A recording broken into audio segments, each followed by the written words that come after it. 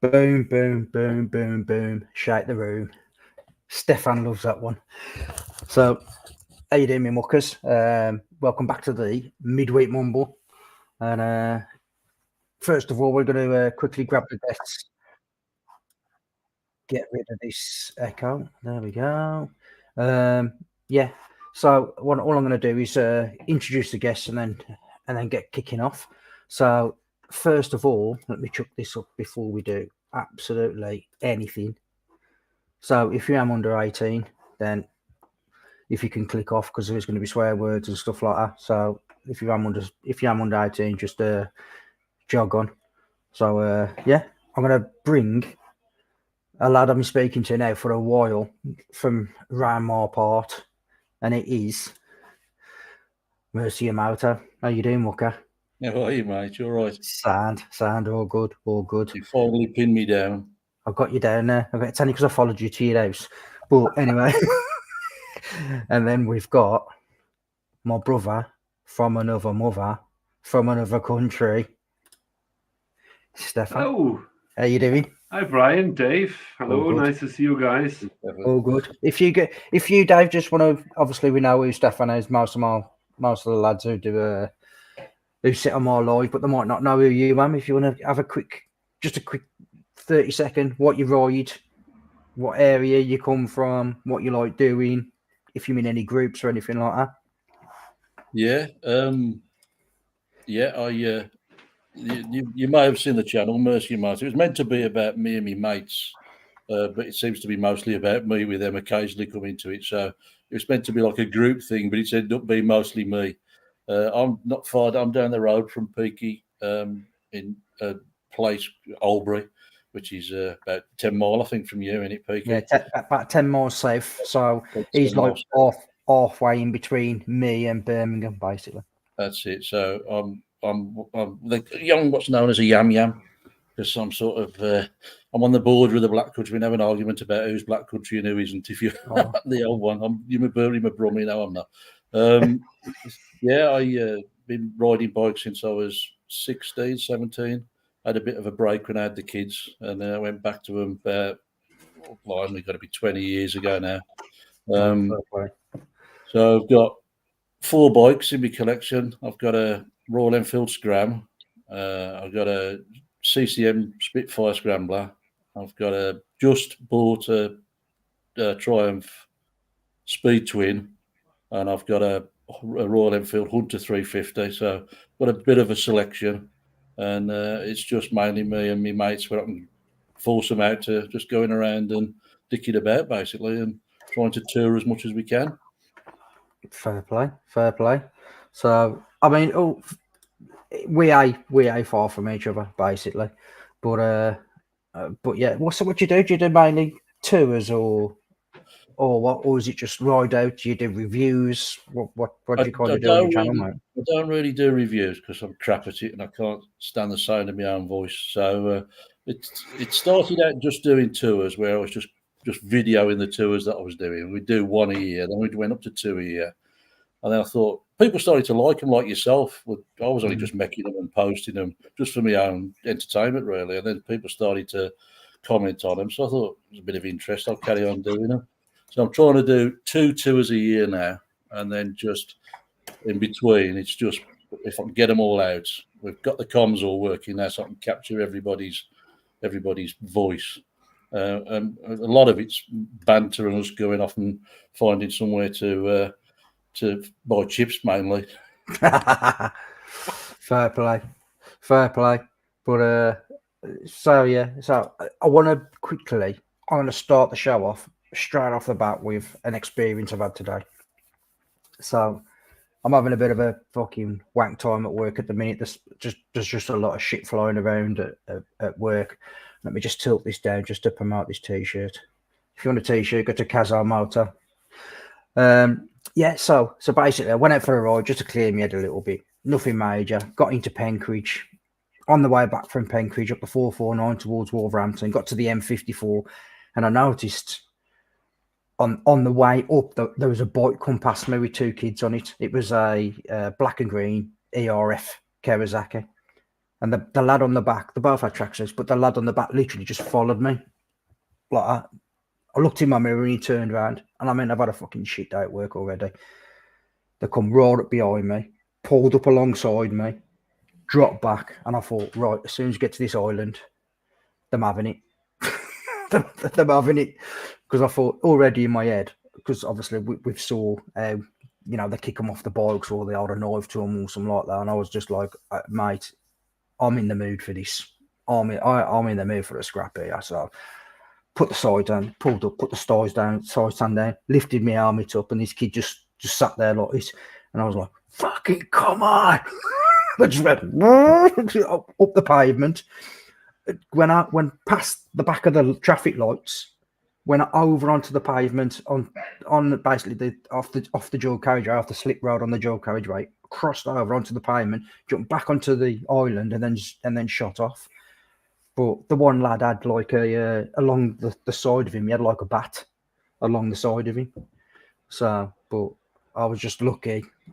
I suppose, that I clocked him. I clocked him looking at me, kind of thing. But you've just got to be careful out there, lads and lasses. You've got to be careful out there because, that they ain't bothered. They ain't bothered who it is. But like I say, I was hoping that they was going to come behind me because I thought, you're both going to have it. You're both going to have it full bore, the pair of you. Very often I get this angry and this mad, but fucking, mate, I was fucking livid. But yeah, just keep your eyes peeled. So, but anybody wants to jump in, like I say, I've got, you just have 3, so I've got 3 spaces left. If anyone wants to jump in, you can jump in. Just let me know. But yeah, you got to be careful out there, guys. Dog's barking. There's fireworks going off. Let me let a doggy. Just have a quick chat. What should we talk about? Let's talk about the new 1300.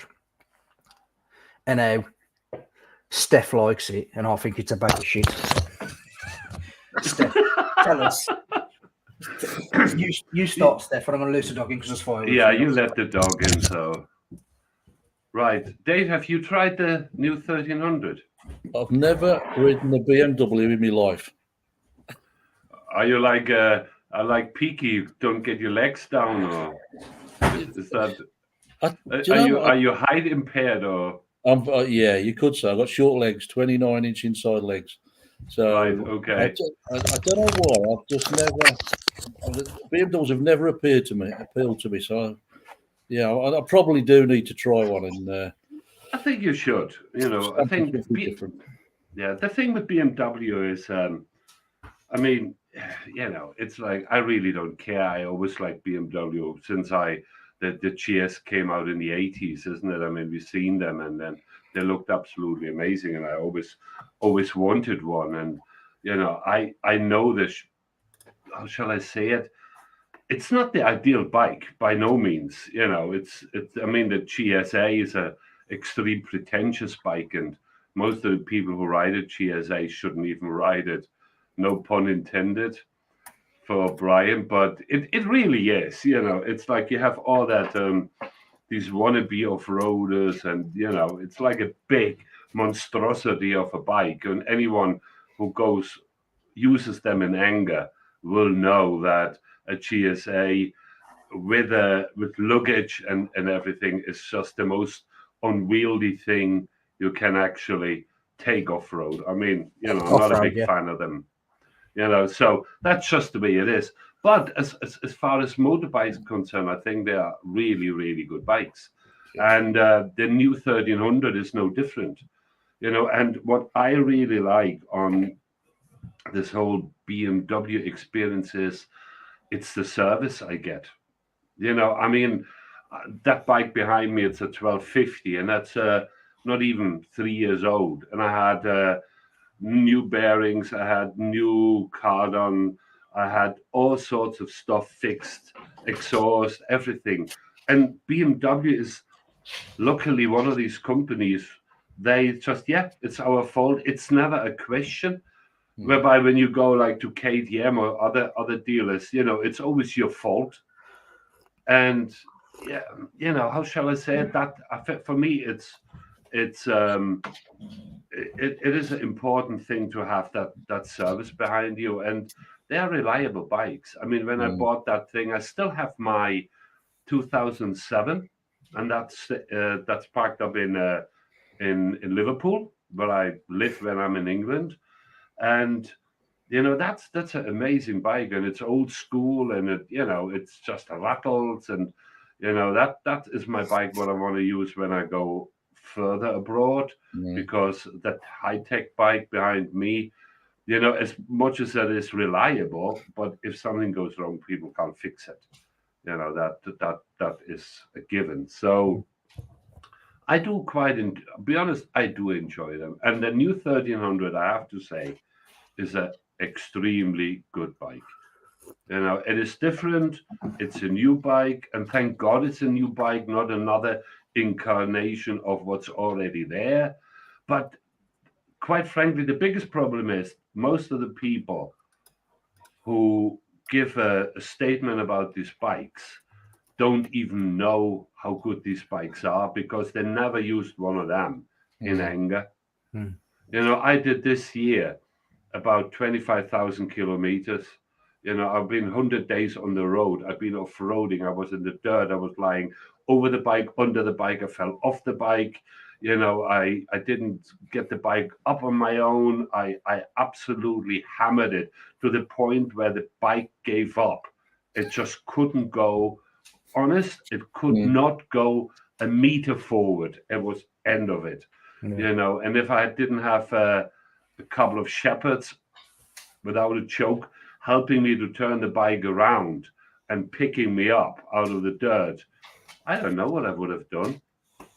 So a lot of people just talk a lot of rubbish about these bikes, because, to be honest, they have no idea. They can talk about shift cam, who's maybe a problem, maybe not.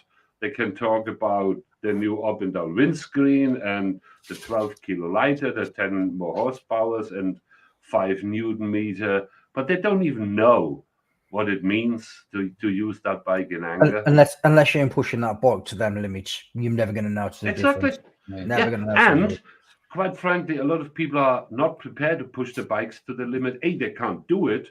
And also, it's very expensive to patch them up again. I was going to say it's cost eight, and this is the other thing. When I did them videos afterwards, I was quite fortunate, because by the time I'd finished doing that video of the four bikes, the shop was shut, so I had opportunity there to just stand with the salesman, and have a chat basically about the bikes. But I said to him, I don't know why they've put like the indicators in the guards.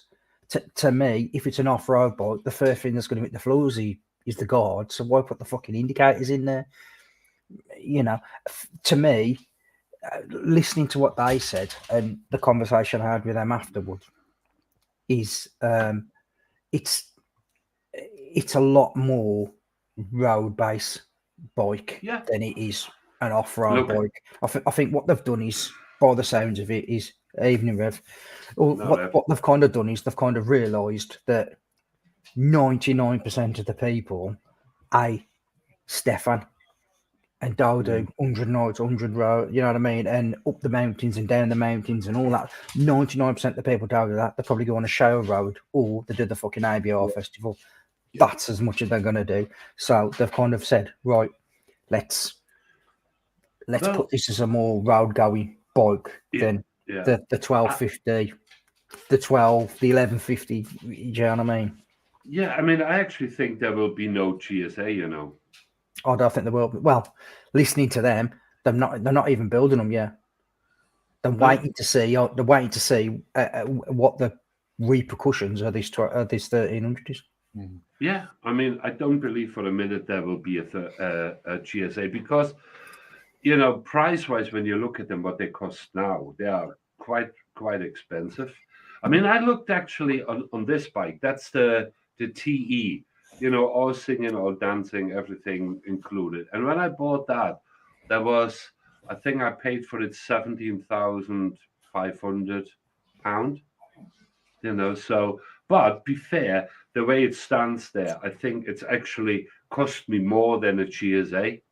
Yeah. If I would have bought it, but I didn't want that lump, so there was a reason I purchased that bike and bought all the aftermarket stuff afterwards, because I want to keep it as light as possible. What is pretty much a stupid thing to talk about with the weight of a bike like that, but so no, but the funny thing is, when I in Albania, I did by accident a bit of the TED there, and it was like really hairy riding.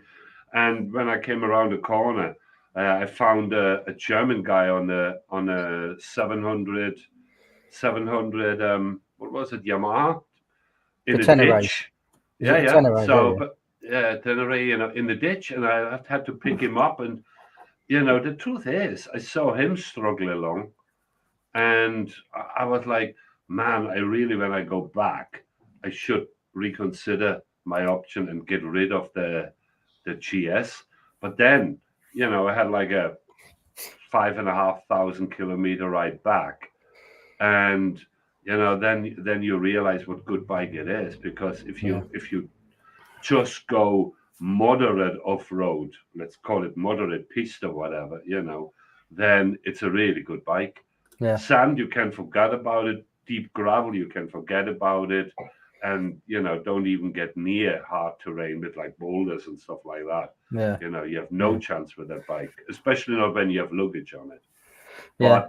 But, otherwise to do the mileage, it's just unbelievable good and reliable, I mean, like, for me, when I was looking at them, they've almost took a step back on some of the stuff for me personally. So one of the things that I would bring up would be the panniers. So the varial panniers, which I don't like, I prefer the big grey fucking tins. At least them, you can take them off and sit on them. You've got a seat. But this is for me. Go on. Yeah, but there are GSA type panniers. They've never been intended for the GS, because in order to put them on a GS, you have to buy the rack, the rack costs you €500, £500. Plus, here's the cracker. In order to put the rack on, you actually have. Go on. You have to replace the rear. Damn it, what's it called? Pecs. Because it's different. So and they cost you another 200. So you spend 700 just to put the tins on it. But let's agree it. The panniers on a standard GS always been, it starts with S and stops with T. Yeah. Because they've been like really that bad. Open on the side and the whole stuff falls out. I mean, come on. Yeah. Let's welcome. We spoke a lot. So this is Leon from Kazo Motor. Hi guys, how you going? Hello. Okay. What time is it over there? It's got to be early. Just got up. We're being lazy. It's 7:18 a.m. on Thursday. There you go, guys. International. We are international, aren't we? Peaky goes global. Yeah. That's what it's going to be called now. Not me wheat wumble. Peaky goes global. We just thought that we got on, saw Peaky wearing our shirt, so we thought I'd reciprocate. No, thank you. Appreciate it. So what's the weather like over there for you guys? Is it nice? It's warm at the moment. We're heading into summer, or in summer. So, yeah, it's pretty warm. Sydney's unstable at the moment. So you get a 38-degree day and then you'll get a 20-degree day. So. Yeah. Well, we've got, over in the UK, we've got a storm coming over the next couple of days. Like I say, this morning in the Midlands, it was raining quite heavily, but then come towards midday, I wouldn't say it dried out, but it had stopped raining and the sun had come out. So it was too bad. So, yeah.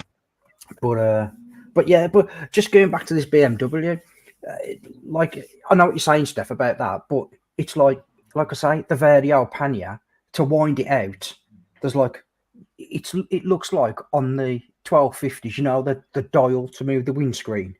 Yeah. It looks like that on inside the pannier. That's going to be the first thing that gets snapped straight off the bat. Yeah. I Do mean, you know what I mean? And the yeah, second thing is, yeah. listen to this. I've got to bring this up. If I don't want to cut you up, Steph, but we had inside the pannier, right? So you click the pannier on, and then there's power in the pannier, right? So you've got a USB socket, and you've got a light, right? A light in the pannier on a very old pannier. So the light, as you open the pannier up like this, the light's in front of you. So once you've Yeah. stacked all your stuff up in your pannier, what's the light going to do? You ain't going to That's see anything. going out. You ain't going to see anything. And the second thing I said to him as well, I said, so you've got the USB socket, which is brilliant. Again, but whatever you put on charge is going to be on top of all your stuff. So as soon as you under that pannier, whatever's on charge is going to be falling out. Are you sure you're talking about panniers and not your fridge? You know, Nothing so falls out of my fridge, mate. No beer. But, no, it is. You know, it's just basically now the time for useless stuff, isn't it? Let's be fair. You know, they come up with all sorts, and you pay for it, and you have to service it, and when it breaks, it costs you more money. You know, it's just it's terrible, basically. yeah, I mean, Kaz, I think Kaz's got the right idea. Just buy an Harley and just cruise around in Australia all the time. Just go to all these bike cafes and bike meets and just retire. You know what I mean? Just chill out. Take your bike to bits. Light on the grass, and then just go, I don't know how to put this back together. That's the best of both worlds. So you can have that Harley look, and then you can also go out and get some comfort. Yeah, 100%. 100%. But it just makes me laugh. I was like when Gaz did the walk round of his bike the other week, and you had, I think it was your son's bike with the big sissy bar and everything and ape hangers. I was like, straight away, I was like, that's my bike. That's my type of bike. That is, man. That's a bit of me. That is. Yeah. But, a younger son is 6'8". He's 27, but he has to have the high handlebars because he's just so tall and lanky. But seeing Gary ride it, it's like he's like Gary's not obviously as tall. His arms are up. He's looking through the handlebars because he can't lift up. if that was me, I'd be hanging off him. I wouldn't even get my arse on the seat. I'll just be like that. Exactly. Yeah. So, but so we've got a few people jumping on now. Blake's pipes. Check Blake's pipes out because he smokes a pipe. He don't smoke cigarettes. He smokes a pipe. And I tell you something now. I used to live with my nan and granddad. My nan used to smoke a pipe, and he lights that pipe up. This is no word of a lie. He lights that pipe up, and I can smell it. And it's ever so strange, but I'm like, he's just proper cool. He's just done one in front of his house that was like full bore Halloween. It's got massive skeletons in the garden and everything, and he stands there with his pipe, puffing around his pipe, having a chat, man. It's proper cool. Proper cool. Check him out. But and we got who else? We got a square slice motor. Evening. I don't know which one of the square slice boys that is, but how you doing? Jamie's biking adventures as well. But yeah, is your riding season? Do you have riding seasons, Leanne, or not? Or can you get away with riding all year round? Look, you pretty much can ride all year round in Australia. It does get obviously cold during winter, but we don't know or anything to worry about. It's other than if you go into the Highlands, but other than that, we don't really have much. We have extreme heat. So I'll just change over. So we're just sitting on the lounge. Here he is. Here's the boy. Look at him. He's still got his pajamas on. He has. He's still in his pants and flip flops. How you doing, Mucka? You all right? I'm going good. Good lad. So, well, yeah. But we'll get off because we're going to do a few things today. But we saw you live, so we just wanted to get on and say hi and reciprocate. Cheers. No. If any of you guys in the side chat don't know, this is a Kazamoto, so obviously they live in Australia and they're just proper cool, man. And like I say, they just ride around on Harleys. They go to a lot of meets, and Potsy does a lot with his bikes and stuff like that, a lot of upgrades, and he, lies things out on his guide and says, "This is what I've took off my bike today. Me exhaust, me pegs, and this, that, and the other." But it's proper good channel. One of the reasons why I chose my Harley. There you go. Thank you, guys. Really appreciate it. Have a great day. No problem. See you later. So yeah, Take care. So yeah, but that's the first time I've ever spoke to Kazamoto, by the way. So I have to be really. Did you hear my telephone voice come on then? you went all posh there. I went all international. Oh, Brian. I swear, and I think because there was a lady on that, I swear. I mean, a good thing is it's a relief for everyone. Brian has more friends now. It was just 3 of us, now it's 4. So it's just amazing. It is. I don't class you as a fucking friend. You're just an associate. Anyway, so what's the story, guys? What's touring for next year? Anything planned? Go on. I'm going to go first. So I'm telling you this so you can write it in your diary, Stefan.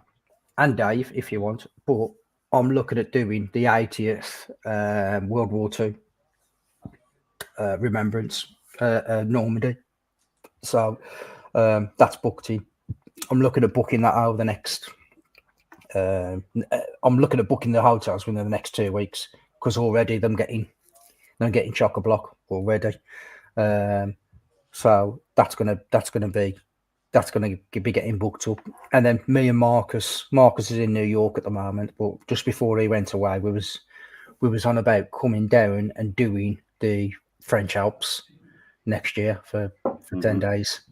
So, and meeting up with, or looking to see if we could meet up with Stefan whilst he was down there.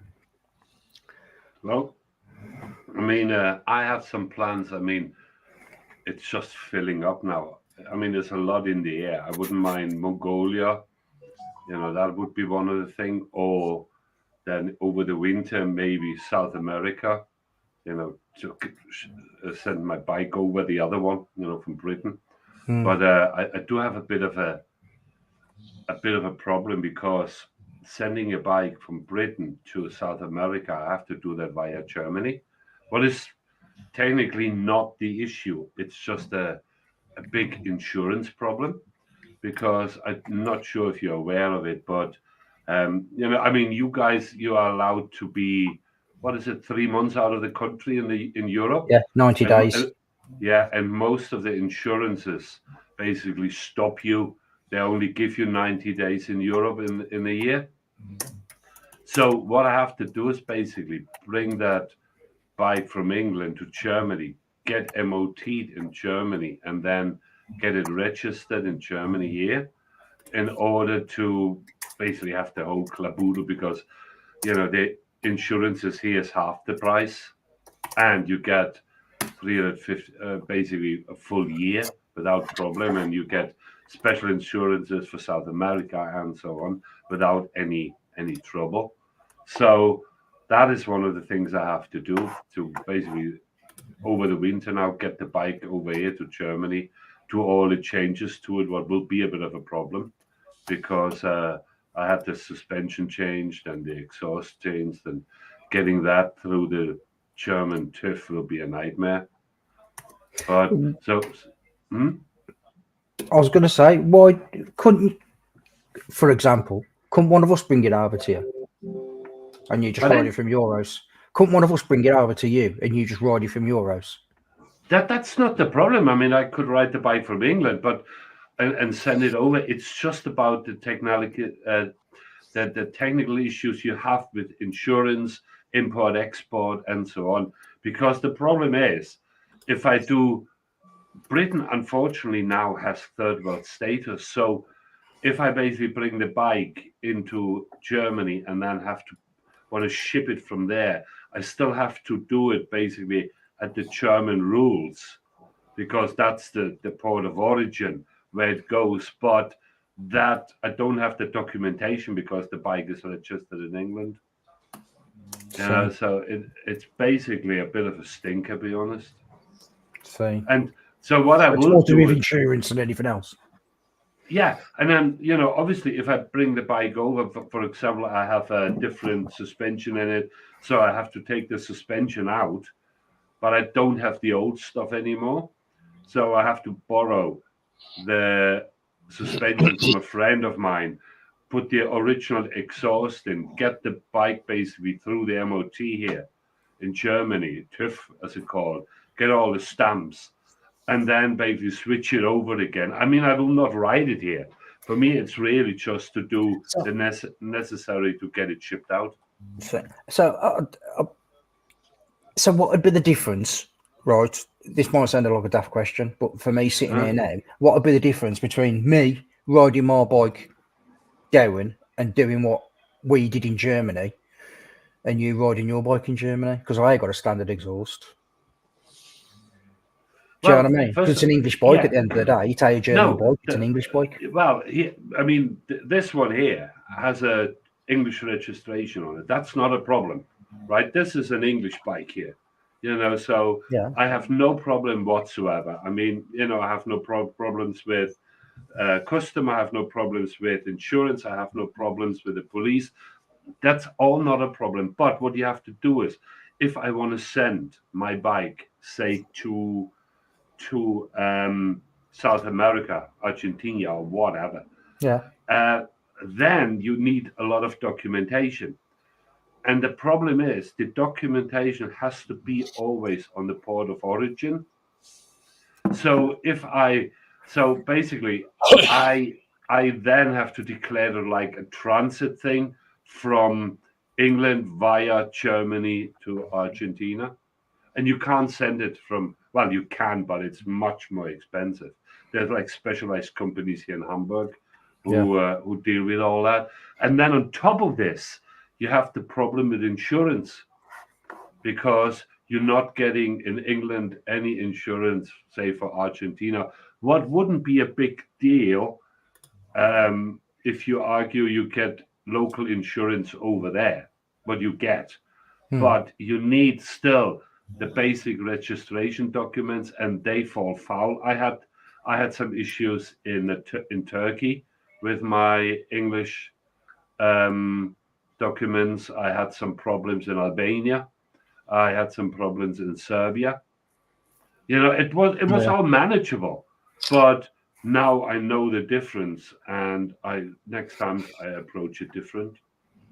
So, do you get that problem when you go out of Milton Keynes, Rev? Do you have the same problem?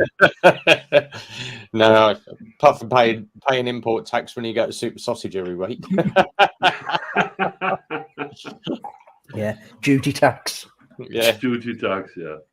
So, but how's your week been then, Rev? Still stressed out, busy. Busy. Yeah, absolute nightmare today. 2.5 hour run over, so we were 2.5 hours behind at 10 o'clock this morning. By 6 o'clock, I was an hour behind, and Phil said to me, "You look stressed. Just leave your paperwork to the morning. Go home. Got to get it out tonight. Got to do it tonight." So I did it all via WhatsApp. I literally WhatsApped the customer, "This is your bike. This is the video. It's due to come out on courier tomorrow. Can you just reply saying that you've seen the video and you're happy?" And he's just literally messaged me back about 10 minutes ago. "Thanks, Dave. Bike's all good." So sweet. Just got to do the paperwork in the morning. But yeah, a lot of bikes going out and a lot of, some nightmare bikes coming in. I'm not even going to mention how crap direct bikes are. They are bloody awful. If you've never heard of a direct bike, it's shipped from China in a crate, sent to the customer. The customer builds his own bike and registers the bike himself. And it's a bloody nightmare, mate. We had one come in. We got it running about a week ago, did a service on it, and it came in today. And he said, it's died on me. So done all my pin out testing. The fuel pump's gone. Intermittent fuel pump on it. It's only a 1-year-old bike, and all the wiring apart. The wiring, it looks like literally it's been put together with something that you'd get out of a Meccano kit. The wiring loom on it, just wrapped in tape. Managed to get it sorted and running. I'd left it on the ramp for 45 minutes. Phoned the customer, "Come get your bike." We turned it off, wheeled it out, started it up, and it wouldn't bloody start again. So I was like, put it back in the workshop. I'm going to have to go back through it, the whole bloody thing again today or tomorrow. So, yeah, No chance. No. Do you do a lot of work yourself, Dave? Do you on your bikes or no? Or do I've got 2 bikes that I'm restoring. I've got a GT 250 Suzuki 1975, and I've got a Yamaha XT 250 Oh, now you're talking. in bits in the garage. The problem is I kept buying more bikes to ride, and I've got no room to do my restorations now. So I've got to build a shed or something, or a workshop up the garden. I've got the space for that to then try and do these restorations that I've been. To be fair, there's not much left to do in restoring them. It's just putting them together. So I do bits and pieces on my bikes. I add things to them, and just not bling them up, but I put head crash bars on and belly pans and all other manner of stuff. I change the air filters and things, just try and squeeze a bit more performance out me Royal Enfields. But I'd like to. Is that the 310? Is that the Royal Enfield? Is that the 310? Is that the Scrambler? Is it? I've got the 411 Scrambler. The 411, that's it. The 310 is the BM, that's it, which is a load of fun. And then I've just bought the Hunter, the 350 Hunter, which again, it's a lot of fun. They wouldn't pull the skid off a rice pudding, but that's not the idea of them, is it? It's just to small factor 8, get off road, bit of green lining. Because I was looking at them, I was talking to Derek the other day from Solar Moto UK. Just to let you know, anybody who knows Derek from Solar Moto UK, he got diagnosed with cancer, prostate cancer. However, he got took into the hospital about 10 days ago, and he's been misdiagnosed. He hasn't got cancer. So thankfully, he ain't got cancer.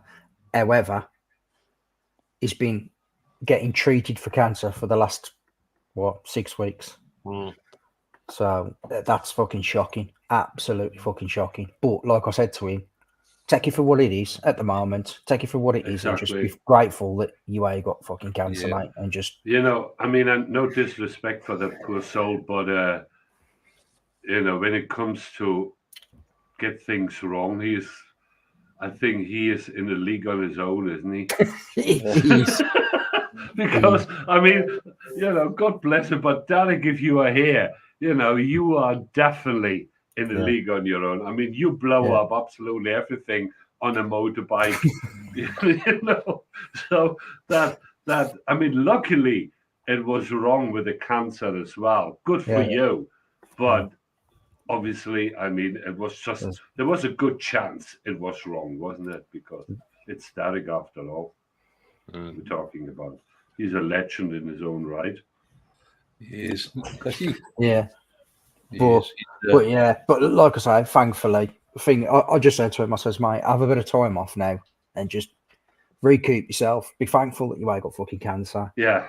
And on the flip side of the coin, just now you've got a good claim there to kind of settle you down a little bit. Do you know what I mean? And slow your pace of life down, because his pace of life is fucking hectic. Well, I know who's carrying my casket. that video is blown up big time, mate. That's blown up big time. Did you put it on? Did you? I just thought you'd sent it me. I don't realise. No, it's on TikTok, mate. It's on TikTok. Go and have a look at it. Yeah, let me find it. I've got it here. It's because I did a little one. Someone said to me, you need to start doing more quotes and that. And I went, yeah. And then I was just hunting. There's a great little program called CapCut that you can use to do all your TikTok things. So I did. I mean, I have 6 people to carry my casket, but I got one motherfucker who would carry it until his legs came out. I mean, I have 6 people. That was good, that. I like that. I'd carry yours, Stefan, but you must fat twat. What? I said I'd carry your casket, but you're a fat twat, so I won't carry you. Yeah, I know. To be fair, when I seen when we met up in Belgium, you've lost a bit of timber, you kid? Eating quite helpful. You've lost a bit of timber. Well, yeah, I did. I mean, 15 kilo on the road, so that's a lot. 15 days. Yeah, I struggled with obesity for as much as I can remember. Really, I never really got a grip of it. So calling it a fat bastard is not far fetched. I mean, at my heaviest, I was 18 and a half stone.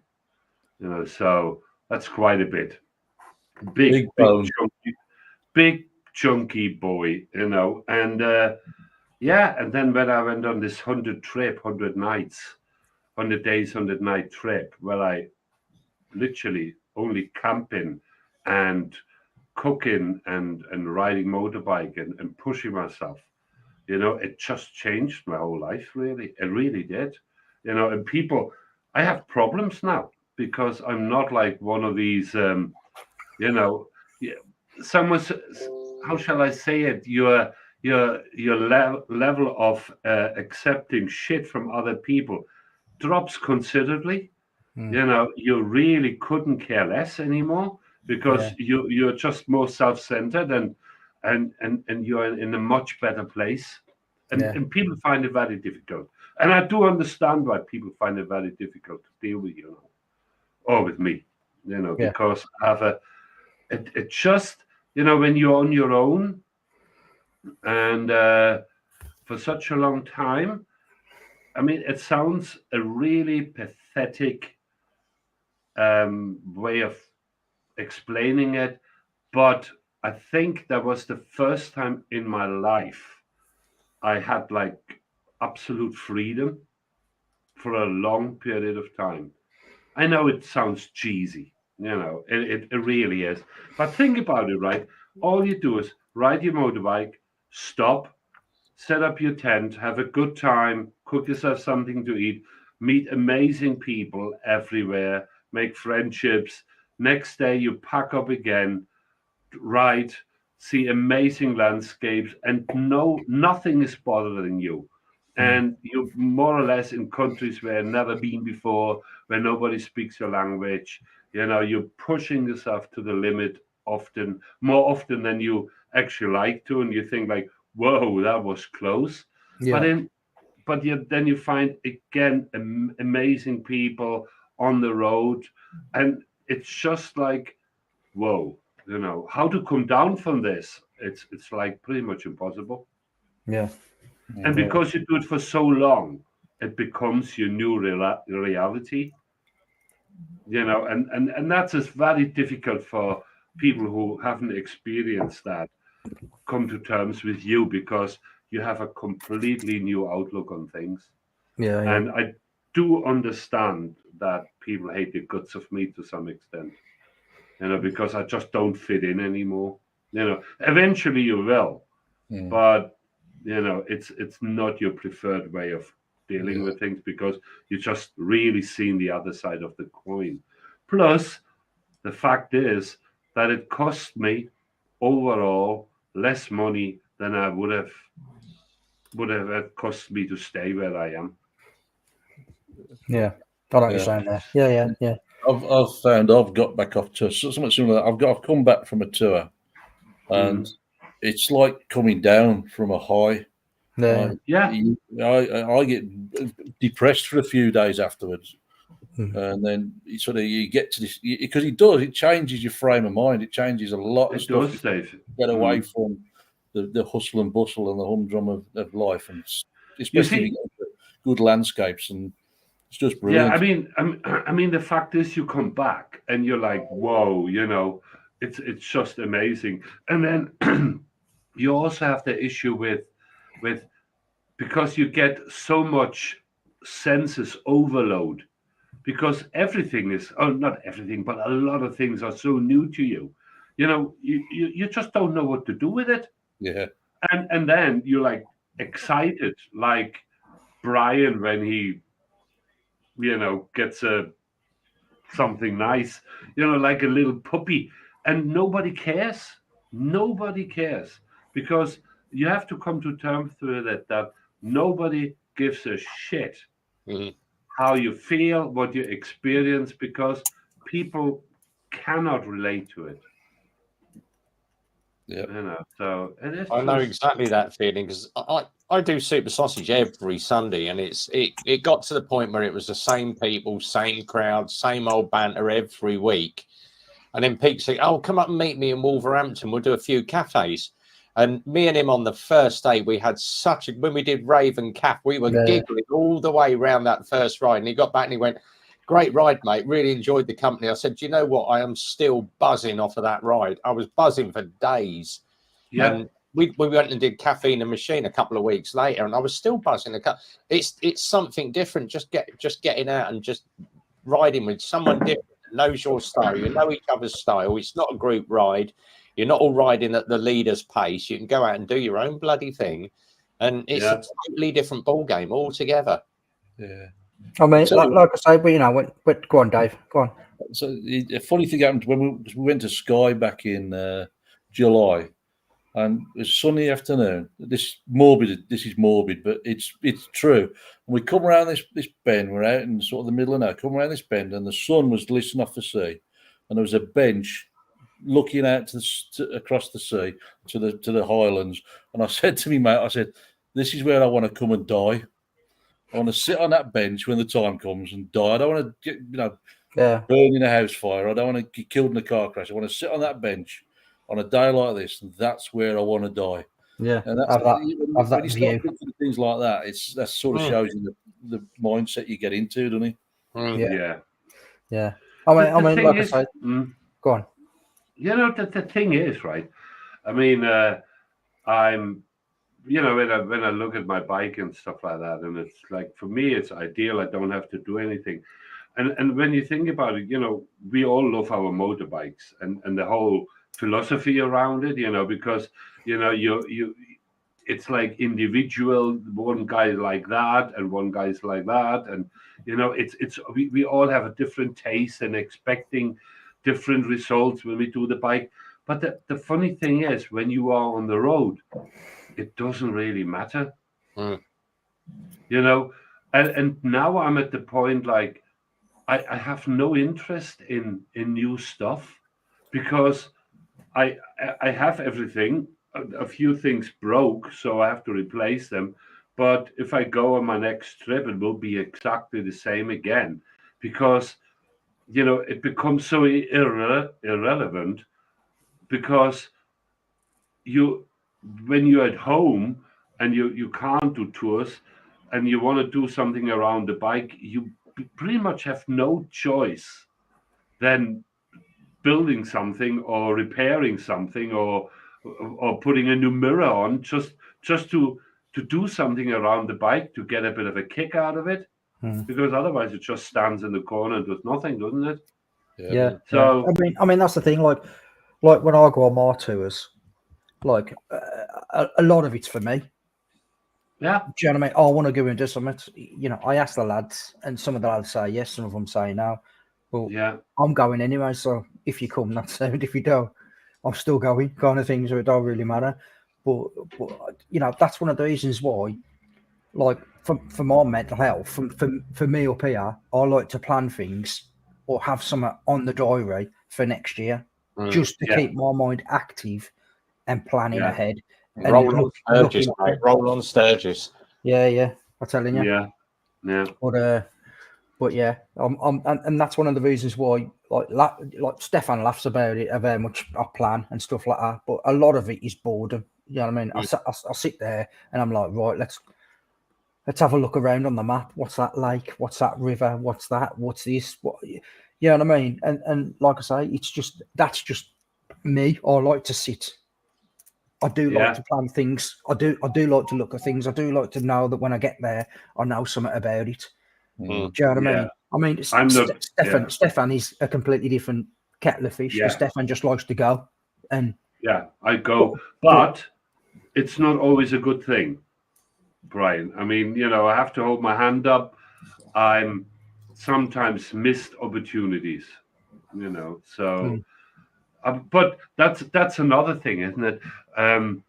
When you are when you're on the road and then you see like stuff like hot air balloon, rafting, and stuff like that. In the past, I always put it down as touristy BS. Yeah. you know. But now I do it because, because you only have one chance. You never go there again.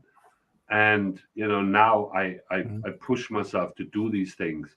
And okay, I mean, I wouldn't go hot air balloon flying every time I come past the hot air balloon thing, but at least I did it, and it's just such a good experience. And if I would plan a bit more, I would be aware of these things. But a lot of time I just like, no, I'll just drive left. And then I'm just going, and then you meet someone and they say, hey, you should go there and there and there, and then you do it. But a little bit more preparation is definitely on the cards now for the other tours. Yeah. But, I mean, like I say, I've got when we go on trips, there's 7 of us, 8 of us now, including Stefan. But there's out the 8 of us, there's fucking 3 of them, mate. Thanks, Brian. Well, the car tie their own fucking bootlaces. Do you know what I mean? And it's funny you should say that, mate. Honestly, and it's a fucking not. Honestly, it's like taking the kids away with you, and I'm like, what are you moaning about now? I had a brew in 3 hours. Have we seen anywhere? Well, no. I says, well, where the fuck do you want me to stop? What do you want me to do? Just magic a coffee stop up. You know what I mean? Oh well, and then like daft stuff like. Get the check boil out. Well, now I've got it. I'll take it with me. But I got in this big, massive posh hotel when we went over to Denmark, and they complained about, fucking, this is a bit posh. I hate these. This is a bit posh. And then I was like, the one lad come down. He went, "There's no tea and coffee in the room." I was like, fucking hell. It's got marble floor, mate. You know what I mean? It don't matter about tea and coffee in the room. It's absolutely stunning. You know what I mean? The lights dangling from the ceilings more than all of our bikes here. More than all of our bikes here. And you complaining because of a fucking tea and coffee in your bedroom. I can't believe it, honestly. Travel lodge, is it? Mate.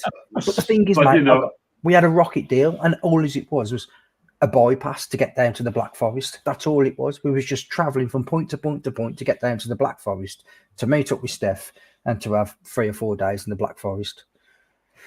But it's just, honestly, mate, it's just, and that's one of the reasons why I have to plan stuff, so that when I put it on my route lab, they know where they're stopping. They can put the map on and go, all right, we've only got to ride another fucking 2 hours and we're stopping, because I'll put stops, not all the time, if I know I'm on the road for a decent while, I'll put a stop in purposely, and it might be in the middle of fucking nowhere, just so that I'll get there and he's going on the pack talks, are we stopping? Yeah, mate.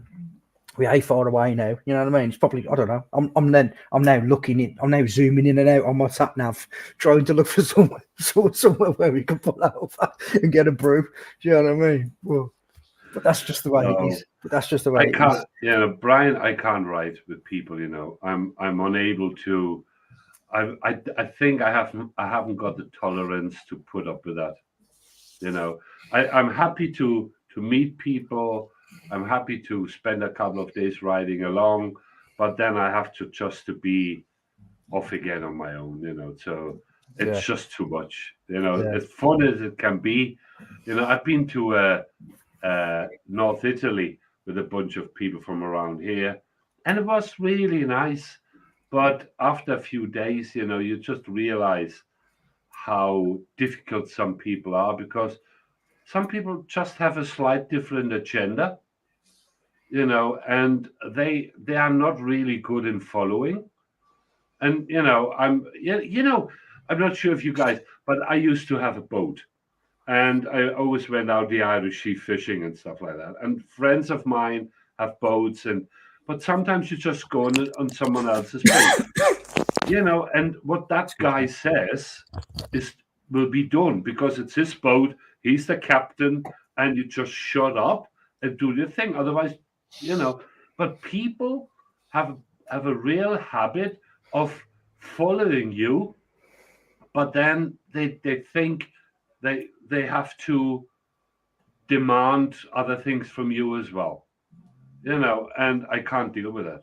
I mean, like when me and Stefan have been away a couple of times together now, and Stefan will tell you the difference between me being in the Black Forest with the lads Yeah. where I've got to plan and prep everything.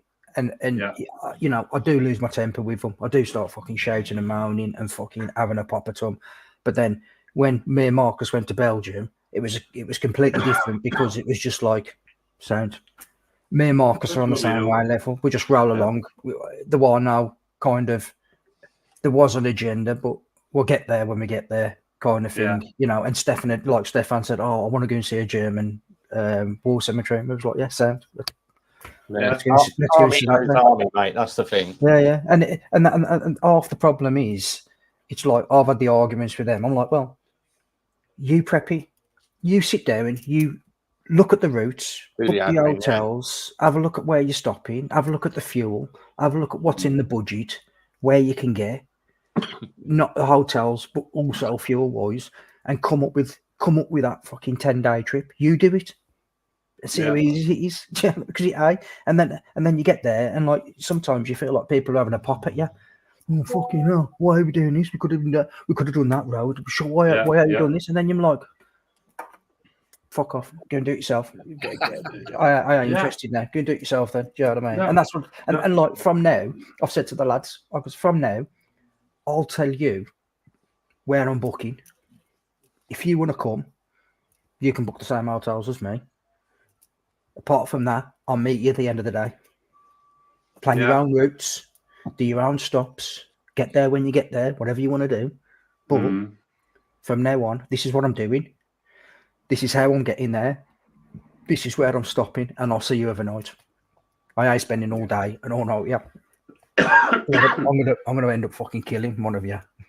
Yeah, I mean, I have two guys here, you know, Peter and Uwe, and they are really good because when we ride, I mean, you know, it's always like one guy leads and that is it, and you just follow him, you know, and it doesn't matter what you want, and none of them has the ambition. None of us has the ambition to interfere because that guy is leading. Let them do their job, you know. And the other rule is at least we get lost 3 times. That's minimum, and then you laugh because when you lead, you get lost as well. Yeah. You know, it's just common sense. But you know, I do recall touring with other people, and then the person on the end started, well, we should have turned left there. There's much more nicer roads and stuff like that. And I'm like, who cares?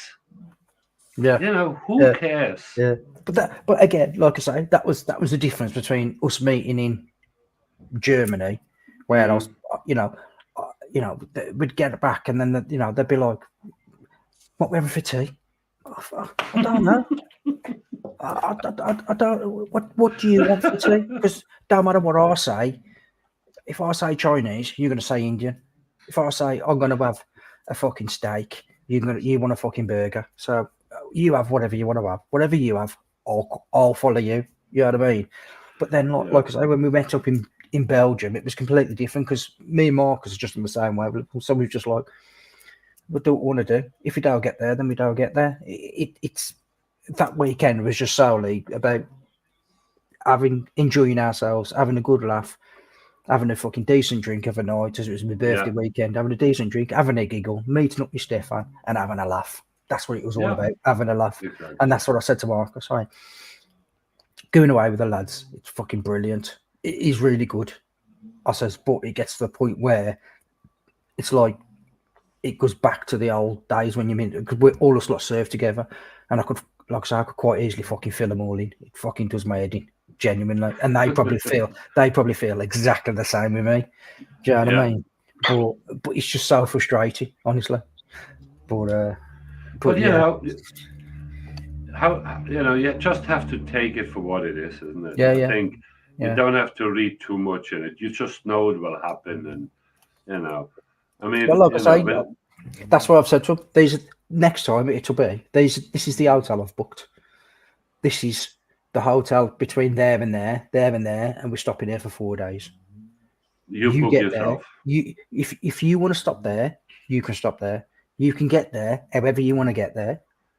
That's up to you. If you follow me, that's up to you. Don't get fucking moaning because you've got the opportunity now to go and do your research and do the roads that you want to do. You know, like when we met Stefan, we went to the Rhine Falls.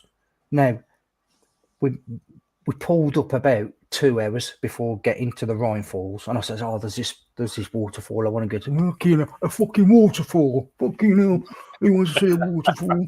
And then we get there, and it's fucking amazing. We're going to have this boat trip into the falls itself. Come away, and everybody's like on the paddock. Oh man, that was brilliant. That was fucking nice. Cheers for that, mate. Oh, that was. And I'm like, you fucking bunch of pricks. You was moaning fucking 2 hours ago, but you don't want to go. I says, "I know we could have got there, and it could have been shit." I says, "But it was fucking brilliant." I says, "So just accept it for what it is," kind of thing. You know what I mean? Well, I don't know. It's just frustrating sometimes, but at the same time, I fucking love them to death. If they rang me up and said I'm in the shit, I'd be there for them to fucking within a minute. Exactly. You know what I mean? Listen, they're your friends, aren't they? same, wouldn't it? Yeah.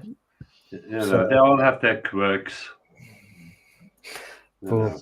But like Rocket says, it gets to a point where my fuse is that short with them. Do you know what I mean? Yeah. I'll go and have a shower, come back. I sat there, 9 times out of 10, I'm the first one in the bar just to have just a couple of drinks on my own, just to fucking chill me beans. Then by the time they get there, and I've had a couple of beers, and I'm like, I'm all right now. I'm sound. Do you know what I mean? A couple of shots, a couple of beers, I'm all right then. And then I'm playing catch up. You're just an alky. But yeah, man, it's all right. It's all right, like I say. But that's my anyway. Fucking hell, I've been talking here for ages. So, what you got? You got plans, Dave, for next year?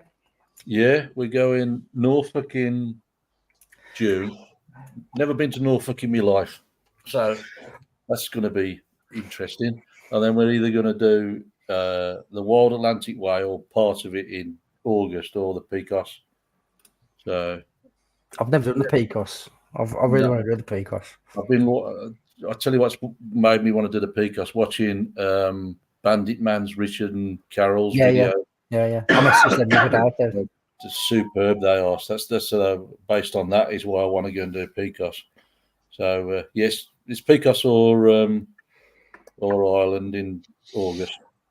See, I've got a friend in Ireland who lives in Ireland who basically said he can sort us out with some cheaper accommodation rather than paying through the nose for the Wild Atlantic Way. Yeah, is that the one? Yeah. I'm going to do probably the north part next year because it's the amount of time that I can get off work to go and do it. So I'll probably do the north and then just go back the year after to the southern section. It was all booked up in 2020. I was going to go twice and do the whole lot, and then it all went shit shaped and we didn't go, and the ferries didn't refund me.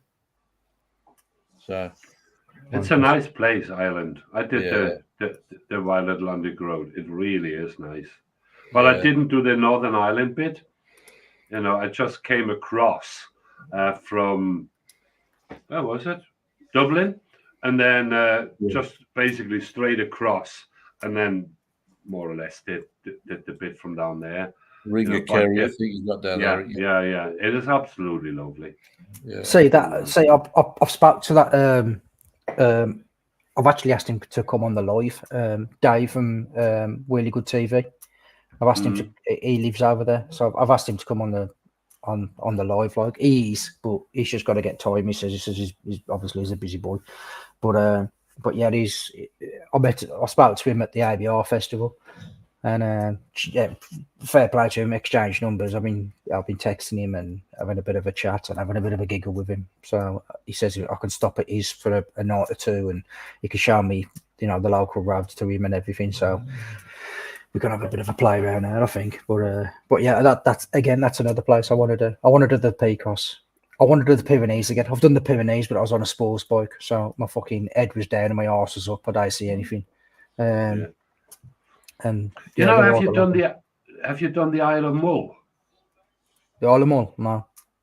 That's some really place. That is beautiful up there. You see, I was going to go up to Scotland and do. I don't know if you guys heard of it, the Isle of Butte. Done it, yeah. Yeah, have you done it? Yeah, because there's a road there that just zigzags up. Like We did that year before last, and it chucked it down. Well, it didn't chuck it down. It's the wettest place I've ever been in my life, and my boots leaked. I was drying my boots out on the evening with an hairdryer. Then went out next day, and they leaked again. I come back and threw them straight in the bin. But the Isle of Bute was. The thing was, the daft bit about the Isle of Bute, when we got on there, it was pouring with rain. We went round the bottom of the island and to come up the other side. It was glorious sunshine. So you get every 4 seasons in one day. I think Grey Wolf's mentioned this before. Come to Scotland and have all 4 seasons in one day. Yeah, I mean, I wouldn't mind. Yeah, God. No, I wouldn't mind to, go up there and like spend a considerable amount of time there, and I don't know. I think you have to basically weatherproof yourself like big time, so it doesn't set you back and keep your expectation of the weather to like really low, and everything else is a bonus. But I think when you set yourself up like that, do them camping and stuff like that, I think that could really be an amazing trip. Like island hopping and doing the what is it? The East Coast? No, sorry. The West Coast, you want to do? West Coast, exactly. The West Coast, and grab all the islands and stay there for a day or two, and then do the next one, because sometimes you just have to wait out the weather, and live with it. But obviously, when you have the time constraint, then it's like a different thing. Like if you're doing it on a weekend or whatever, it is a problem, isn't it? I mean, the good thing about Scotland is you can wall camp, can't you? Anywhere around Scotland. So, do you know what I mean? You can wall camp, and I'll get a fucking hotel. No, you're a specialist in camping, isn't it? Yeah. I mean, you drove a tent around for 2,500 kilometers, or how many miles was it? 4,573 miles around the fucking coast. You basically drove your tent all around Britain just to set it up a week later in your garden and then break the zipper on it. Yeah, I broke the zipper on it first time I used it in the garden. You are a lemon, aren't you, Brian? Mate, I'm heavy-handed as fuck, honestly. When we went to the ABR festival, I went with Mark from Leeds and fell into his tent. And then he fucking botched his tent. Pissed up. So, yeah, man. But right, lads, I think we've been on just over an hour, so I think we're going to shoot off. Yeah. So, right, cheers for all for coming. So, again, thank you. Much appreciated. Let's quickly go through say a few thank yous to people in the story chat. So I'm going to say Slow Rider, Extra Rider, Howie, Sprocket Rocket, Jamie's Biking Adventure. Who else was there? There was a few. Grey Wolf, Blake's Pipes, Kazar Moto, No Biker's on in next week. Slow Bones. Let's just have a quick look. I think that's about it. I think. So it's been wicked, lads. We've had 16 people watching us tonight, so it was good. So has Brum just come on? Brum time order just come on? Yes, mate. Yeah, we're going now. Fucking slack bastard. He's probably been in bed all day. Yeah, I've texted him this afternoon. He was just waiting to the end, just to say, I've been there, but you switched off. Yeah. He knew you was on, so we don't want to come on. Right. Listen, you, Moped, I see you soon, because I think next week I will head off towards Blighty, so all right, I drop by. Well, drop me a text and we'll meet up. If we can get out for a night, we'll get out for a night. So, right then. Right, lads, I'm signing off now. Listen, you take care. See you later, everyone. Bye, guys. In a bit. Bye. Bye. Yeah. So, right then. So, as usual, if you can all stay safe, keep your family safe, and smile, that'd be wicked. So, cheers, me muckers, and like I say, thanks to Rev for jumping in. Right, and Dave for Mercy Moto. If you haven't checked him out, check on his channel now. And he's got, like I say, he's got some good videos. And if you can't understand him, you can't understand me. See you on Friday, mate. So, right, yeah, I'll see you Friday. And peace out. Take care. See you all. See you later. Ciao.